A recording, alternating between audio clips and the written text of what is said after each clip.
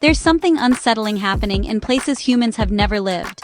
In the Arctic, polar bear mothers are nursing their cubs with milk so contaminated by industrial chemicals that, honestly, some samples could technically be classified as hazardous waste. In the Amazon, indigenous communities who've practiced sustainable fishing for thousands of years are finding mercury in their children's hair, at levels 5 times above safety thresholds. And in the high mountain lakes of the Pyrenees, researchers are pulling sediment cores that tell a story of contamination stretching back to Roman times. The people and wildlife in these remote places didn't create this pollution. They don't live near factories. They don't use the products these chemicals come from. Yet they're bearing the heaviest burden of our industrial choices. Today, we're going to explore how this happens, why it matters through the lens of doughnut economics, and what the evidence tells us about our power to fix it. Because here's the thing that surprised me most when researching this topic. The solutions aren't theoretical, they're already working. Let's start with a question that bothered me for a long time. How do industrial chemicals from factories in Asia and Europe end up inside a polar bear in Svalbard, thousands of miles from any smokestacks? The answer involves a phenomenon scientists call the Grasshopper effect, and it's both elegant and deeply troubling. Imagine a drop of industrial solvent evaporating from a factory in Shanghai. It rises into the atmosphere, catches a current, and begins moving north. When it encounters colder air, it condenses and falls to Earth. But here's the key. When temperatures warm again, it re-evaporates, and hops again, and again. With each hop, these chemicals move further toward the poles. The Arctic and Antarctic become what scientists call cold traps, final destinations where persistent pollutants accumulate year after year and decade after decade. The speed of this invisible migration is, honestly, pretty remarkable. Pollutants from Asian factories reach the Arctic in just 1 to 4 weeks. Transport from North America to Western Europe takes only about 3 to 13 days. The atmosphere doesn't really respect our borders or our intentions. Between January and April, this process creates a visible phenomenon called Arctic haze, which was first noticed during the Industrial Revolution and scientifically documented back in the 1970s. During these months, the Arctic becomes 20 to 40 times more polluted than in summer, as stable atmospheric conditions trap contaminants and minimal precipitation prevents their removal. Europe, especially Eastern Europe and the former Soviet Union, contributes roughly 66% of Arctic atmospheric pollution. Asia's share is growing rapidly as industrialization expands. And these aren't just abstract emissions numbers. They translate directly into the bodies of wildlife and people. Let me give you a sense of what that looks like in practice. According to monitoring data from the Arctic Monitoring and Assessment Program, polar bear mothers in Svalbard carry about 5,710 nanograms per gram of PCBs in their fat tissue. That's already concerning. But their nursing cubs accumulate even higher concentrations, reaching 14,680 nanograms per gram, passed through contaminated breast milk. These levels approach thresholds known to cause reproductive failure, immune suppression, and bone density loss. Gray-headed albatrosses at Bird Island in South Georgia showed a threefold increase in feather mercury between 1989 and 2013, reaching an average of 13 micrograms per gram, which is actually the highest recorded in their genus. Males with elevated mercury had significantly higher breeding failure rates. In the Brazilian Amazon, a comprehensive study published in Environmental Research of over 1,000 fish found that 21.3% exceeded the World Health Organization's safe mercury limit. Carnivorous species like Dorada averaged 3.57 micrograms per gram, which is, wow, 7 times the safety threshold. Mercury shows a 14-fold biomagnification from herbivorous to carnivorous species, concentrating as it moves up the food chain.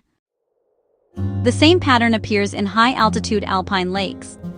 European alpine fish contain measurable levels of PCBs, DDT metabolites, and hexachlorobenzene. The Tibetan Plateau, Earth's so-called third pole, shows increasing concentrations of chlorinated paraffins with altitude, confirming that mountain peaks act as chemical traps just as polar regions do. And then there are PFAS, the so-called forever chemicals found in everything from non-stick pans to firefighting foam. Arctic ice cores reveal PFAS fluxes of 2,500 to 8,200 nanograms per square meter per year. Polar bear livers contain 2,611 nanograms per gram, concentrations equivalent to people living directly adjacent to fluorochemical factories. Unlike legacy pollutants that are declining, many PFAS compounds show stable or increasing trends in Arctic monitoring. This presents a growing rather than shrinking threat. Now, let's talk about why this matters through the lens of doughnut economics, because these numbers aren't just ecological data points. They reveal something profound about how our current economic system distributes costs and benefits. In the doughnut framework, we think about two boundaries. The ecological ceiling represents the planetary limits we shouldn't exceed. Chemical pollution is one of 9 boundaries, and current levels exceed safe limits by more than 10 times, making it as critically breached as climate change. The social foundation represents the minimum conditions for human well-being, including health, food security, and equity. What we see with chemical pollution is a profound breach of both rings simultaneously. Industrial production generates economic benefits concentrated in certain regions and populations, while the environmental and health costs are externalized to communities who receive none of those benefits. Consider the Inuit of Greenland. Their breast milk contains the highest PCB concentrations found anywhere on Earth. In Nunavut, Canada, pregnant Inuit women show cord blood mercury levels 20 times higher than southern Quebec populations. Yet these communities contribute virtually nothing to global industrial pollution. They've sustained themselves through regenerative food practices for millennia. Now they face impossible choices. Traditional marine mammal foods provide essential omega-3 fatty acids, protein, and cultural continuity, but they also deliver concentrated doses of pollutants from distant factories. The consequences, really extend to the next generation. A longitudinal study in the Faroe Islands tracked children exposed to mercury in the womb and found measurable impairments in attention, language, and motor skills that actually persisted through adolescence. Each 1 microgram per gram increase in maternal hair, mercury decreased child IQ by 0.7 points. These aren't just abstract statistics, they're cognitive deficits in children whose communities bear no responsibility for the pollution that's harming them. The Amazon presents parallel injustices. In Brazil's Munduruku indigenous territory, mothers show mercury levels 5 times higher than safety thresholds, while their babies are born with levels 3 times above limits. In Yanomami lands, testing conducted by the Oswaldo Cruz Foundation in 2022 found mercury in 100% of hair samples, with only 3 of 287 participants below the EPA's safe threshold. The source is illegal gold mining, driven by global gold prices, an extractive economy that, honestly, benefits wealthy consumers while poisoning indigenous communities who receive no economic benefit. Traditional food-sharing networks, essential to Inuit cultural survival, face disruption. Sami reindeer herders in Scandinavia continue dealing with radioactive contamination from Chernobyl nearly 40 years later. With some herders' bodies probably among the most radioactive people in the world, this contamination destroyed the reindeer meat market that formed their primary income source.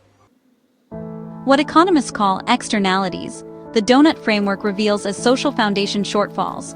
Health, food security, and equity, all compromised for people who had no voice in the decisions that harm them. Our current system treats certain communities as acceptable dumping grounds for the true costs of industrial production. Their health, their livelihoods, their cultures bear the burden so that prices can stay low for consumers who never see the consequences.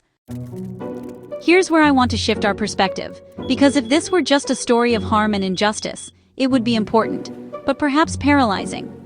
What gives this topic its urgency, and I think its hope, is that we have clear evidence of what works.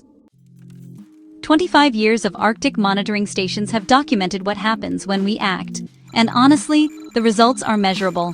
The Stockholm Convention on Persistent Organic Pollutants, which has been effective since 2004, has grown from the original dirty dozen chemicals to 34 listed substances. According to the Convention's global monitoring plan, legacy pollutants are declining across Arctic ecosystems. PCBs show approximately 4% annual decline. Alpha HCH, which is a lindane byproduct, has decreased 9% annually. DDT levels in lake sediments dropped 93% between 1965 and 1994. Wildlife recoveries really validate the approach. Bald eagles and peregrine falcons, both devastated by DDT-induced eggshell thinning, have recovered dramatically since the pesticide's 1972 ban. These weren't just theoretical predictions. They're documented recoveries that demonstrate the direct relationship between policy action and ecological healing. The Minamata Convention on Mercury, in force since 2017, has achieved 152 member nations and an 80% national reporting rate.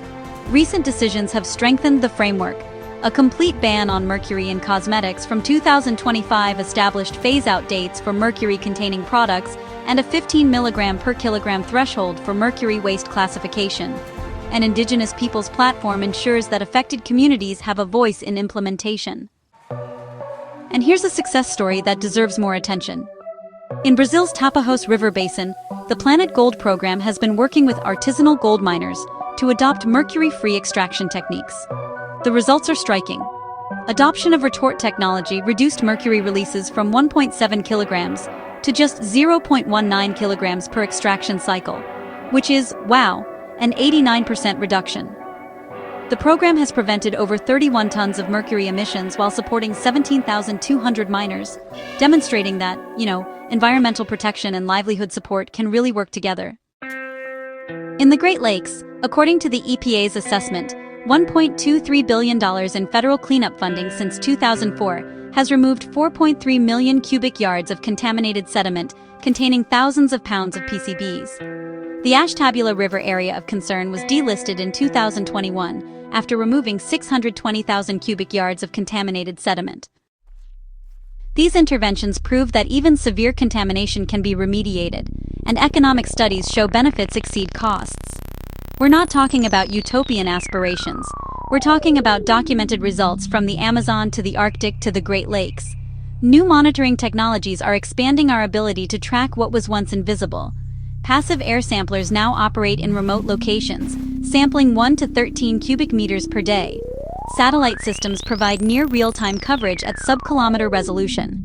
AI-driven sensor networks and UAV-mounted detectors enable three-dimensional pollution mapping. These technologies make the invisible visible, which is honestly the first step toward accountability. But significant gaps remain, and I want to be honest about those.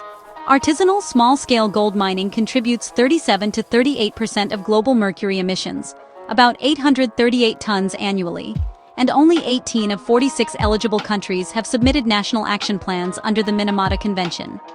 The PFAS challenge looms largest.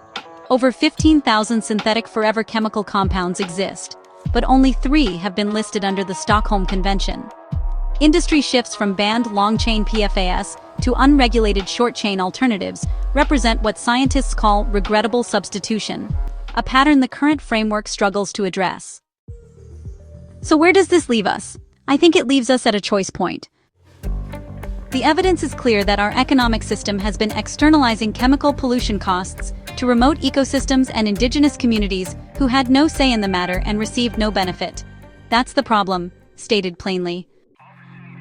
The evidence is equally clear that policy action works. When we regulate chemicals, they decline. When they decline, ecosystems recover. The bald eagle exists today because DDT was banned. Arctic pops are falling because of the Stockholm Convention. The Great Lakes are cleaner because we invested in remediation. Mercury-free mining is scaling in the Amazon because we found ways to support miners through the transition. The question isn't whether action is possible.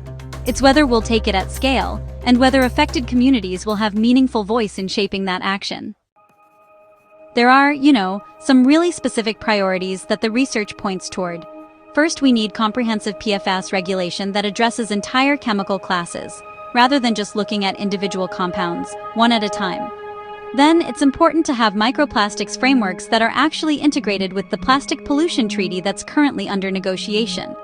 We also need to accelerate support for mercury-free mining in artisanal gold operations. And most importantly, it's absolutely crucial that indigenous communities, who have both traditional ecological knowledge and first-hand experience of contamination, are shaping policy, not just receiving it. For the Inuit, whose word for their ancestral lands, Nunavut, means our land, the stakes here go way beyond health statistics. This is really about cultural survival and environmental justice. The doughnut economics framework, honestly, reveals this as fundamentally a question of design. Our current economic system, unfortunately, treats certain people and places as acceptable sacrifice zones for industrial production. But evidence from declining Arctic pollutants, recovering wildlife populations, and successful remediation projects really proves that a different design is possible. One where the social foundation and ecological ceiling are protected together. The same atmospheric systems that carry industrial pollutants to polar regions can deliver cleaner air when source emissions decline. The invisible invasion of remote ecosystems is not inevitable. It responds to policy action. The Hope Forward path combines urgency with demonstrated possibility. International treaties need strengthening and expanding, but their existing track record shows they work. New monitoring technologies make invisible pollution visible and accountable. And communities most affected are increasingly present in policy spaces, bringing both moral authority and practical knowledge. I'll leave you with this thought. The contamination of Earth's last wild places represents both a moral failure and a solvable problem. We've proven we can solve it in specific cases, from the Tapajos Basin to the Great Lakes. The question now is whether we'll apply what we've learned at the scale the problem demands. Thanks for watching. If you want to explore more about planetary boundaries and social foundations, check out our playlist on the Doughnut Economics Framework. And if this video gave you something to think about, consider sharing it with someone who cares about environmental justice. What gives you hope when you think about chemical pollution? I'd genuinely love to know. Drop a comment below.